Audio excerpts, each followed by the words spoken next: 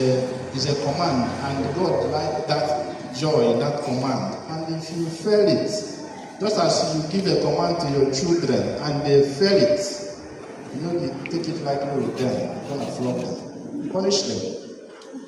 This is how it is with us to God. Today, I have a funny message. Funny in the sense that you may have built your mind many other things before now from your childhood. We have created put devil as the worst enemy, don't deserve to live, everybody prays against him, that he's not even worthy to be alive by now. But you could imagine that that Satan is a gentleman. He's a gentleman who is more good than me and you, more holy than me and you, who is a human being. But everybody has been casting devil. Die. Your father has prayed against him. Your grandfather prayed against him. Even your immediate past father prayed. You still the pray, but still enemy, the Satan still the what? Still the do guy, still the move on with his life. Nothing will happen. We have him. In the company, because he's a gentleman. Glory to Jesus. Somebody can say, I say that devil is a gentleman. Yes, if you understand, you will understand. Our topic today is Satan, a disciplinary agent of God. A disciplinary agent of God, whose duty is to test you, to know whether you are really a child of God. For God to have a that trustworthy to you, because if you do the car without testing it, it may disappoint you on the way. If you build an aeroplane without testing it, if you build anything human being can build without putting it under test, to test whether this thing can work or not, you will go to the express and you will crash. You must test whatever you build so that you can trust it, you can make people safe. Glory to Jesus. Just like you can test your child, you know whether he's a thief. You may put money under the table and tell Ekene or Emmanuel, go to my room, let me want something on the table. You may not know that you are the one who put that money on the table. Really neat money, neat 1,000 note or 500. You may think that it fell out from your hand. You don't know that it's there. And when he goes there, hey, look at this money, God, I have my bread. My father don't know that this money is there. And he picked it and hide it. He already planned what he's going to use it for school. But when you call this guy, I think I left him money under here. Oh, when I treat to God, I didn't see any money. If I see any money, let me die. I didn't see any money. You never know that Father deliberately put that money there to know whether this child is a good man or a bad man.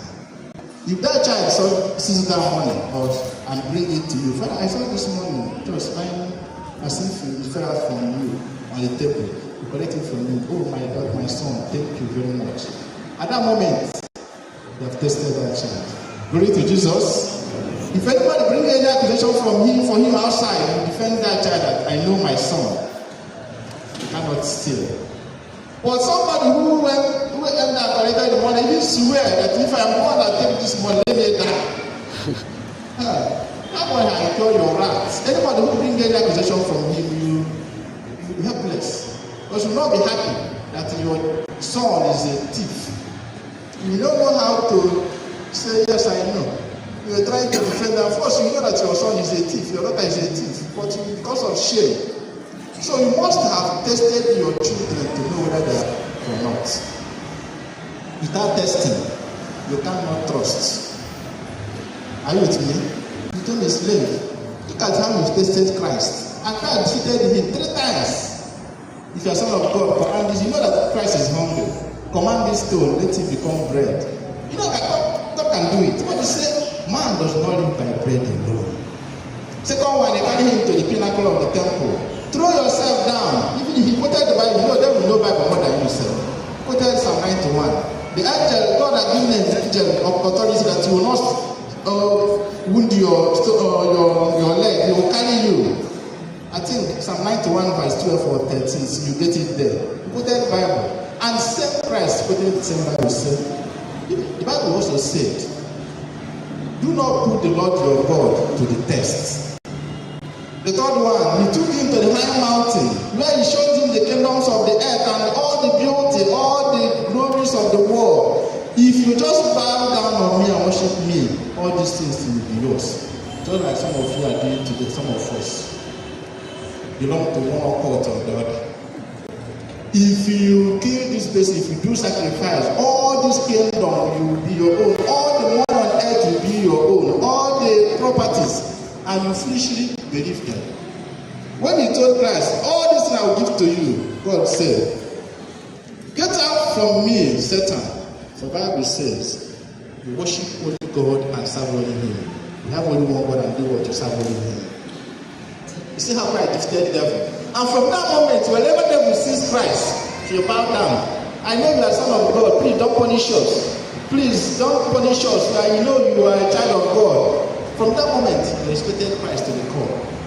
But today, how many of us have been respected by the devil? Any little thing you become afraid. The message is learn how to say sorry.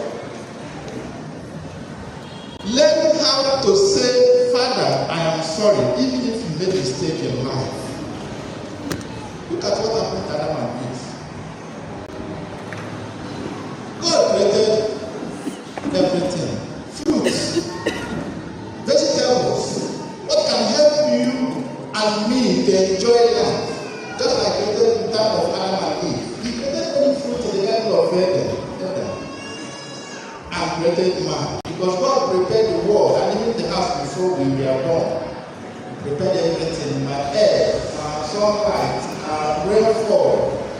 Give you life, breath of life. Just ask us to come and take over this and respect him and worship him and do his will. And with this Adam and Eve were created and put together in the Garden of Eden. All these trees, God said, eat any of these trees, varieties. But this one in the middle, don't touch it. That is the sign of destiny. But you can eat another thing. There are many varieties, but this particular one, my children, do not go near it. You get the neighbor thing, but do not near it. What happened? When the tempter, the disciplinary judge of God came, he came from the woman. Is it true that God said you should not eat any of this tree, this guy, not this particular tree? He may have even flattered the deer, the Eve. Oh, beautiful angel, the sugar in my garden, the honey in my green tea. Is it true that as beautiful as you are and your husband, God said you should not eat any of these trees? You might have to explain. Yes. No, it's written we should not. We say that we should eat any of these trees, but this one in the middle we should not touch it. Let me see. That is a gentleman. He didn't carry any gun. He didn't carry any machete. He didn't do any force. Just use the flattering word. Oh, how can you say such a thing? How can you believe such a thing that if you eat this one, you will die? You will not die. You will even be more knowledgeable than God or know what he knew. Using flattering words. He didn't use any force. He didn't say, if you not eat this fruit, I will kill you. Or if you not do as I said, I'll do this to you. He just uses flattering words to these people. And the woman, immediately, he forgot the God who gave them life, who sustained them in that Garden of Eden. He forgot the consequences God had placed. If you eat this particular fruit, you will die. Immediately he forgot. Now, focusing on the flattering words of this man who tempting them. Oh, this tree seems to be good though. If I eat it, I will be wise. And it seems to be very attractive. He abandoned this thing God have told them. Abandoned the God who made them, who gave them life, and believed these false words because he want to test. He want to test everything. And she went. Satan gave him one, he chopped, and corrected the other one and gave her husband. And two of them don't chop. What followed? Don't surprise. God put CCTV when this is happening. Or do somewhere monitoring this thing happening. Don't be surprised, God somewhere, you think that God is not aware that such a thing goes, because he wants to test them to know whether they are really his children or not. When they finish eating, immediately. Even though he had said, if you do this one, I will kill you. He called Adam. Adam, where are you? Of course, devil, they know devil is a wise man. No? Even when they ate the fruit, their eyes were open. But my surprise that he didn't see another thing, but only that they are naked. That is what they saw. That's my own surprise. They become open. They know themselves. But why is it not only they know that they are naked? That is only what the Bible recorded. They may be given the wisdom, but that one came from backyard. Glory to Jesus. So when God called Adam, where are you? Oh my Lord, I heard your voice and I hid myself because I am naked. Who told you are naked? Have you eaten the tree I asked you not to eat? This is the first question God asked him. Of course, God already knew that they have eaten the fruit. Because he may have used CCTV and monitoring everything happening, how this man tempted and they fall noble. Instead of Adam, will lie down or kneel down and say, Father, please forgive me. Oh my God, I did. Maybe I'm hungry or something came over me. I ate it. Please forgive me. I will not do it again. Instead of him to say that, he said, now this one you put it here. God, now this man you hear that made me to eat. When he eating it, he didn't vomit it to eat the sweet ammo. After eating it, he may even drink water and to dilute it. Now God called him to give an account. Instead of bending down and say, Father, I am sorry. I ate it, I have disobeyed you. Oh, please forgive me, I will not do it again. If you, as parents, your son or daughter committed or commit any sin or offend you, and when you call upon him or her and he lay down and say, Father, please forgive me, would you not forgive? Forgive. Just acknowledgement that I did it. Father, I'm sorry. Mommy, please, I'll not do it again. I know I offended you. Please forgive me. I'll not do it again. As you as a human being, look at how sinful we are. You have that melt heart to say, okay, my son, don't do it again. I'm forgiving you. Because if you enjoy that your son know that he offended you and you have a remorse, you forgive him. Had it been that Adam know this, say, Father, I have eaten it. Please forgive me, I will not do it again. Instead, he carried the blame, do what? But this woman you put here. Of course, this man gave it to him out of love. He didn't give it to him out of hatred. Out of love, because I see something sweet. And let me give it to my husband. And husband chop and enjoy. When God called you now, instead of saying, I am eating it, you put the blame on the woman who show you love. And God called it. What is it ahead that you did? Instead of him to bend down and kneel down and say, Father, I'm sorry. It is my fault. I am eating it. Please forgive me. I'm not doing it again. The kind of people who was saying that, a serpent. You see how our problem started. Instead of saying, I am at fault. I am the one who did it. But please forgive me, Father. I will not do it again. He said a serpent. And that is where the problem started. If you are somebody today. Lack of acknowledgement of your weakness. Because whenever you are committing any sin, it is with you. Nobody commits sin that is painful. Has anybody? Whenever you are committing any sin, it's within you. But when you call upon to give an account, you put blame on someone else. If you are the one, your child does such a thing. Instead of acknowledging that I have offended you, my dad, my mom, please forgive me. He said they can let me to do it. He asked Ekene said, Mary asked Mary, put the blame, don't even claim that I am one who did it, but please forgive me. Apology goes a long way. Sorry, I'm sorry, is a healer. But many of us don't know about it. Glory to Jesus. This is message today. This is message today.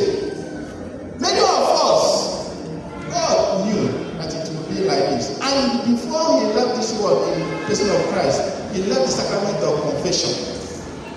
You know that many of us have not gone for confession for many years. They know the crime they are committing daily or frequently. They say, can I go to a priest? Let that man I know I'm better than him. He loves money. He loves women. He's not too holy. He's a mortal man. How can I, especially this new generation ministers who are confusing you? God knew it will be like this. Can you understand the importance of saying sorry? Go to a confession. You humble yourself. Recognize your sins. Because God made it possible that you have His presence in you every day. Your conscience is God's presence in you. Whatever you do, your conscience will remind you.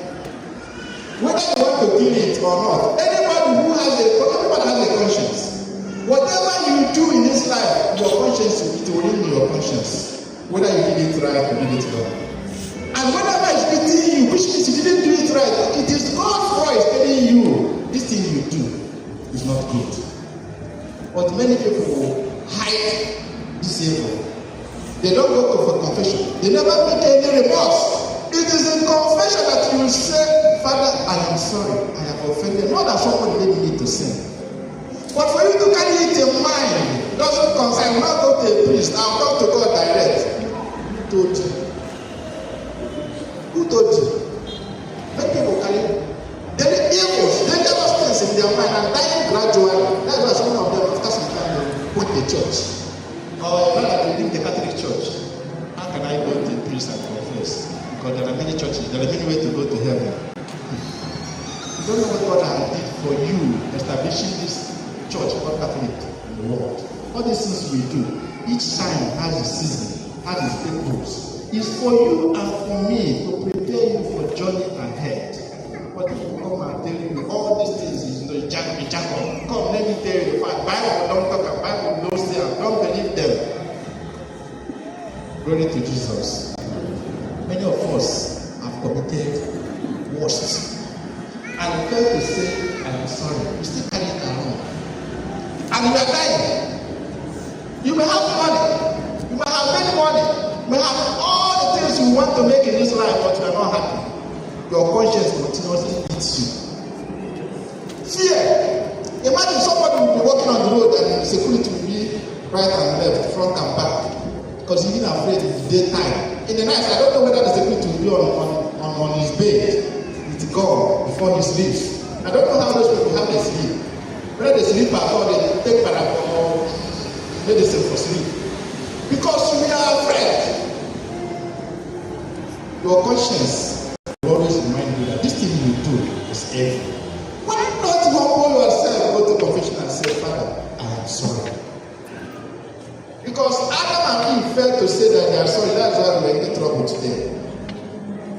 That is why we are in trouble. They stop disobeying. Instead of saying that he's sorry, he put the blame to another person. And that proclamation of God that you will die, you are dying. Until you humble yourself and say, Father, I'm sorry. Even though you didn't do like Christ, you didn't defeat the devil later defeated you. God knows that he may defeat you because he's wiser than you. But why not humble yourself, Father? I am sorry, forgive me, I'm not doing it again. Instead of complying, when you find you sin, because nobody sees you, nobody monitors you, you commit one and after another, my dear, you are dying. And you are doing those things against your generation to come. That's something I said in September this morning. Many people are going to different places seeking for ancestral cause, breaking of ancestral cause. Some even pay more than $1 million where they are looking for solution. Ancestral causes. My dear, it is right time for you to understand something. It is not, if I say no possible, maybe I'm challenging God, but understand something. Bible talk and say, in Exodus chapter 34 verse 7, it says, I give my promises for thousands of generations. I forgive sins and the evil people may do, but I will not forget. God is talking, and I will not forget to punish children and grandchildren to the third and fourth generation for the sins of their parents. This is a command God gave. Glory to Jesus. For most of you who are spending your money breaking family curses, you better carry your cross and pay for the bill, pay for the debts. Bring that money for me, let me eat instead of spending. Or use it to feed your family. God said, I keep my promise for thousands of generations and forgive sins and the evil, but I will not fail to punish children and grandchildren to the third and fourth generation for the sins of their parents. It's in the Bible. What you see in Ezekiel is a consolational message. Just like if your son is stubborn, you've over many times you want him not to do this, and he'll be doing it. One day you slap him, you even lock him, you punish him, and he was there. You chase him outside, he was crying over this outside. After some time, he begins to touch your heart. Let me call this my son. Then you call him again. Okay, my son, sorry, I will not do this. I will not punish you again. I'm sorry for what I did. I know you have suffered a lot. You are just making him to feel as if. But if he goes back and do that thing again, you still flog him. Glory to Jesus. If after shedding tears outside and he touches you that this my son has shown remorse, he crying so helplessly, and you call him and say, "Oh my son, okay, sorry, don't cry again," not like many people do today. That doesn't mean that what you gave has suffered. That doesn't mean that one thing and you have relaxed it. But for him to change, if he goes back to that thing again and make it to flog him, you will flog him more. True of course. That is what the prophecy in Ezekiel is. There is no way a son will, a father will chop a pancake and the teeth will come out to the children. The father will put it there. There is no person who will do something in the suffer. But that is the constitutional prophecy. But the law, God has made it, Leviticus chapter 34, verse 7. Many people are suffering for what they don't know. The death their parents or great grandparents committed for them. Many people are still having backs because of their parents or their grandparents. And if you don't change, your own children will suffer. If you don't change and begin to live a good life, your own generation that they are planning them for them. That will say, I will not forget to punish children and grandchildren to the third and fourth generation for the sins of their parents. And it's happening today. Why is that? Making every effort, telling yourself, yes, things are not working well. You are paying the debts. If you don't finish your debt, you will not get rest. As far as I want somebody is coming on your behalf, you are going to pay. That cost you carry. You better let down the humility carry it. Because that is on you. See, don't be looking for solution. Solution that you going to pay your debt. How the other person are going to already want to help you. The correct one, you don't fulfill. If anyone says I'm going to family relation in your place, it's still offering a lot of money. You spend 10 minutes on trying to put down, give the result for that. Tell me, are we the result? When I don't do it in your place, I can let it work. This is enough experience.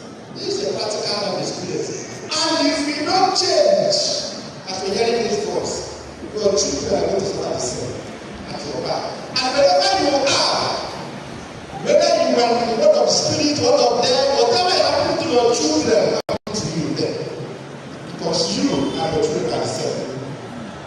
The same thing, if you are a good person, if you are a good man, a man of the house, who knows your responsibility. If you are a good woman, who understands the importance of marriage and respecting her man, and do her work as a woman, no challenge, no fight, no nothing. A man who provides for family, who loves people, who is God's child. Just do this about your children. Glory to Jesus. That's why you see some people making it in life. They may be good for us, but because they are living from their parents' soul when they are alive. You see somebody that is out. Somebody doesn't take any effort. You are not making effort for this child. This son is progressing. Not because of him or her, but because they are living from the fruits their parents sow for them when they are alive. This is a religious saying. He who has ears, hear. you have to do, my young brothers. Try. If you don't want your children to support their suffering, change your attitude. But if you want them to suffer more, if you feel more, because if you plant anything in the ground, when it will produce double. We are reaping the effort of our forefathers. And if you show your own, your children will know about that. There's no way you can put one corn or 2 pieces of corn seed in that plant to produce only one. You produce many heads. And those heads are the caution. Whatever you do, if you do good, when it will produce, it will double goodness. Or double goodness. And it produce evil. That is multiply in your family generation to come. Why not to be a correction? Even if you don't want yourself, just because of this innocent children, reclaiming your life. Glory to Jesus. We are not finished. May God bless His blessing and Christ our Lord.